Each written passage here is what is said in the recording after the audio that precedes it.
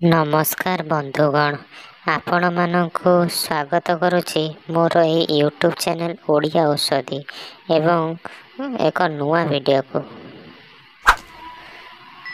तेबे बंधुगण, कौन आपण मानकर भी बांती बा हिका भली समस्या लगी रोची जहाँ आपणक सहित बहुत दिन हेब जड़ित रोची। आमे साधारणतः देखिथिबा यह छोट पिलांक ठारू आरंभ करी वयस्क लोक समस्तंक ठारे समान भाव देखा जाय थाए।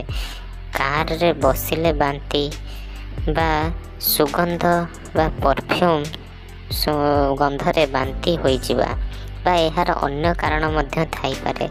एहार केवल समाधान पाई आज गोटे आयुर्वेदर रामबाण परी औषध मु आज आनी आसीछि।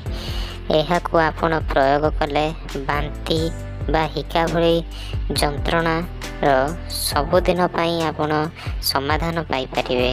तेबे एहाकु लेखि रखंतु। अळा रस को मिश्री सहित आउ थरे कहूछि मन रखंतु।